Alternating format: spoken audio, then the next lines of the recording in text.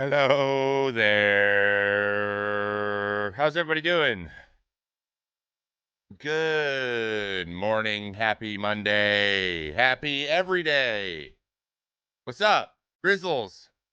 Grizzle McBizzlebees. What's up? How we doing? Danny, how's Kate doing? Kate is ready to not have a baby in her belly no more. She is over it. You're a Twins fan? Yeah, tough weekend, huh? Rocco did not seem happy. Did not seem happy. Hello. Hello, everybody. Dale, hi. It's still great to see you. Depp, Toxic, I saw you guys come in right away. What's up? Mets fan page fan recaps? Yo. Hey, I know your channel. Daniel, hello. How are you doing? Happy Monday. Happy Monday. Letting people filter in. I'll be honest, I meant to recheck the scores right before I went to bed last night, and then I didn't. I see the Braves ended up taking the Blue Jays down, which is a good thing for them, evidently. But the Mets, dang, that's not good. Actually, that's bad. The Mets didn't make it to 10. That's sad, but still a good game. They lost 3-1. Oh no, Mayton got the loss.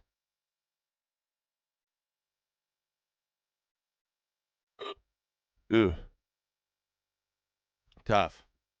Tough. I love you. I love you. Want to play for my favorite team, Mets? You were awesome on Mets. I did it. I did it. You know your channel? Yeah, I subbed you the other day. There was a pretty funny. I don't know.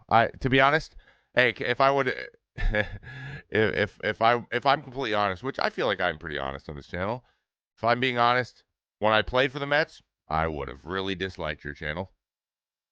But now that I don't, I like it. But and I just want you to be. I want to be very clear here. That's how it should be. So keep doing what you're doing. Like, don't worry about. Yeah, it's not about liking it or not. It's just like not choosing to watch it because it's hard as a player. But like, don't let that deter you. It's good stuff. Keep it going, man. I enjoy it. Yeah, I enjoy it. Um, I mean, there's people want to like. I don't know. It's cathartic. People go and they want your breakdown as well, and and you do your excitement when things go well too. So like, it's great. I don't know. Gave up a go-ahead grand slam. Oh, I saw that, dude. You should look at Robert Suarez. Look at Bednar. Suarez has been lit up recently. Uh, Padres Productions. I saw he gave up that grand slam, but other than that, did he get hit again? Hit around again? We are going to actually talk about that too because there's a interesting angle I think that people don't really understand. There's a lot actually. So one thing I've been trying I'm going to focus on more and more and more moving forward. Marcy, 53 months. Let's get some love in the chat for Marcy with the continuing to sub to the Twitch channel for a very long time. As I rev up what I'm trying to say and to organize in my head, I'm gonna have a pineapple focus fuel. They were kind enough to send me some a re-up, and I've been hammering these things. It's the best caffeinated gummy there is out there. 50 milligrams per piece, only 2 grams of sugar, and they taste so good. And the pineapple one's like even like more dense. It's like a little bit got a really nice texture. I love it. So there's 50 milligrams. Use code baseball at thefocusfuel.com for 10% off of your order. I love it. I love how handy these things are. And if you're a person who has to drive a lot, like commute, or you have to fly a lot, do it. Okay. I've been trying to read, continuing what I was saying, I'm trying to read pretty much all of the YouTube comments on my videos as possible to get ideas of like things, because people are starting to ask me really good questions and they're informing what we do here, which I love. So keep those coming. But someone asked me recently about like all the different ways that pitching like recovering routines work, and I realize I've never gone in depth on that. So this is really interesting because the Robert Suarez game the other day also made me. There's another term we use with games like that that I've also never talked about. I don't think, or maybe not explicitly, maybe not specifically, but you probably have heard me say the term I'm going to use. But I'm going to talk about that too. So that's perfect. That's a perfect segue. What up, J-Man? Here's your weekly sub. 76 months or weeks. We don't know. Hey, 76 months is a long freaking time, bro. By the way, about a month ago, we blew past it. It's so funny. I was in a cab. Going to the airport after Sunday night baseball. Or maybe I was in a cab going to the airport to the hotel the night before. One of these times, I was in New York, and I was looking around. I was like, oh, man, my 8-year sub badge anniversary's coming up, and then I realized, oh wait, it was today. It was the day. I was like, oh yeah, it's coming up, and I was like, what is today? I'm like, oh, it's July 25th, or it's July 24th. Oh wait, that is my sub. So happy 8 years, guys. Thank you, J-Mid, for your resubscription to the channel. You were one of the longest subs that we have here on the channel.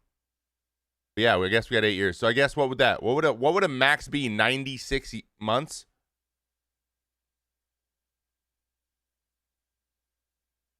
Dude, we would have a 96 month, no, 97 now.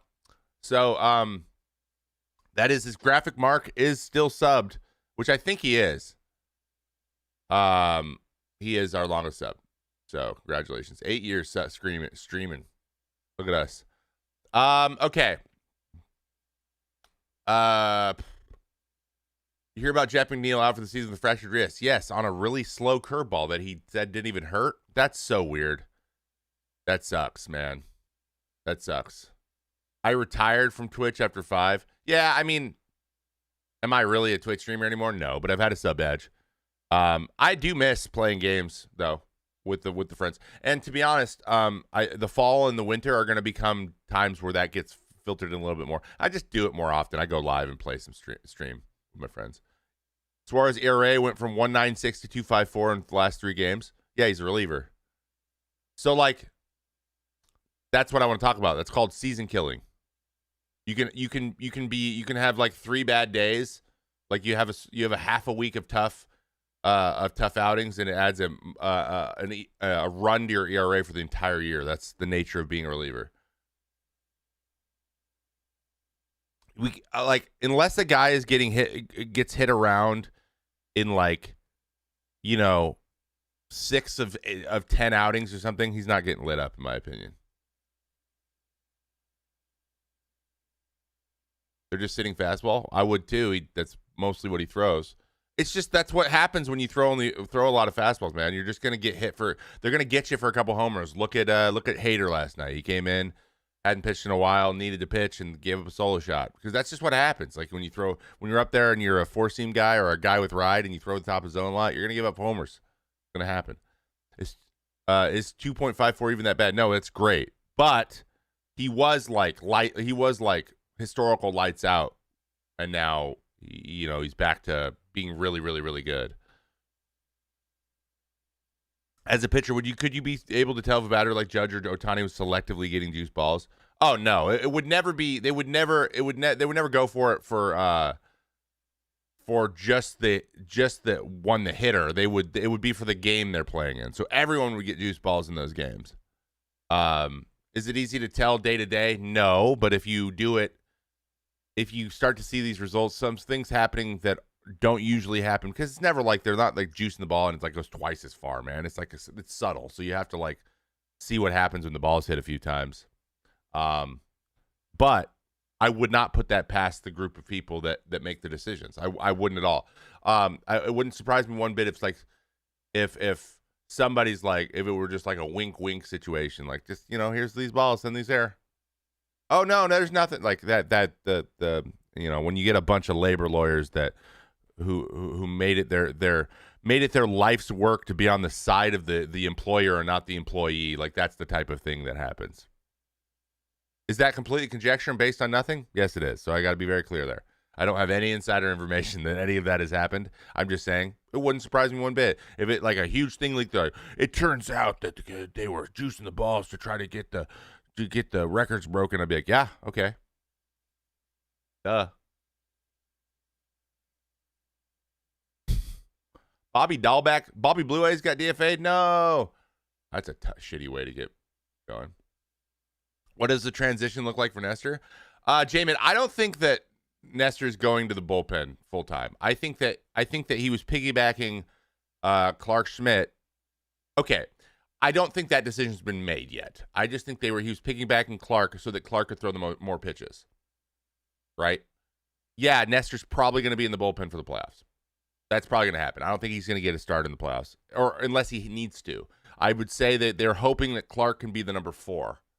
And so it's a priority to stretch him out, then get Nestor his innings. But that said, Nestor's probably going to start games still until the end of the year, and he's a starter moving forward. I just think this is it's a roster crunch, and they're just trying to get things lined up for the playoffs. I think that's what happened. So he's just going to have to be all hands on deck, but he's going to be a piggyback situation. So for all intents and purposes, he's going to be throwing multiple innings, eating as many innings as he can, just like he was as a starter. It's just he needs to be. There's just a little bit more uncertainty on his side, which sucks for starters, for sure. For sure. If the ball sprays orange pulp when it hit, you know it was juiced. Nick, 1, 2, 3, 4, 5, 6, 7, 8, 9, 10, 11, 12, 13, 14, 15. Thank you for your prescription. Your prescription for 3 months. Can I get some love in the chat for Nick? Yeah. Woo. Yeah. Woo.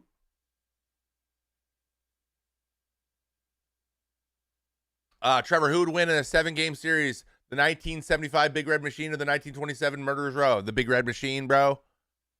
They had drugs. When by drugs, I mean caffeine. I don't even know. They probably had drugs. It's the 70s, you know what I mean? I would have been doing drugs. Verlander yesterday got lit up. I think what's happening right now, guys, is Verlander is right now, he's been struggling. Okay, first of all, little nagging old man injuries. And, I'll say it. Justin, you're 40.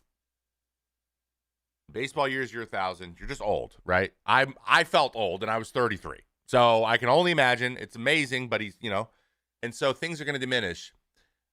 Max Scherzer's dealing with the same thing. These guys are power pitchers and have been for a long time, and they're finding ways to become, I don't want to call them finesse pitchers, but command guys.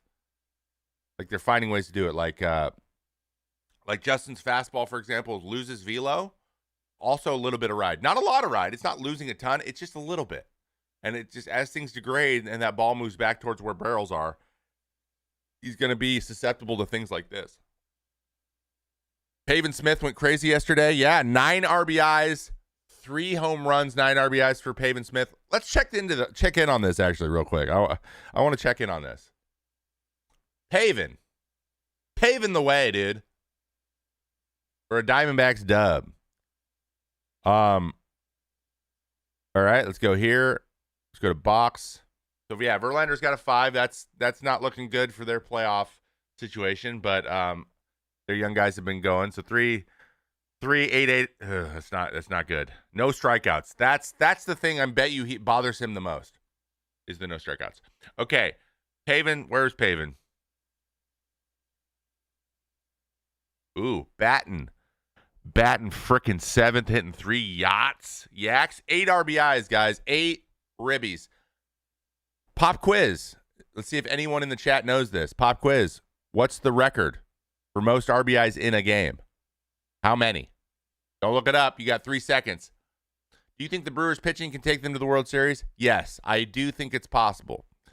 It's going to come down to timing, though, and their ability to put up runs. Because if they can't scrape, if their offense is dead going into the playoffs, they're dead in the water. It is actually 12. It's 12 by a gentleman you guys all know, Hall of Famer and one of the greatest players of all time, Jim Bottomley, for the Pittsburgh Pirates. It's 12. I believe he hit 2 grand slams that day. 2 grand slams.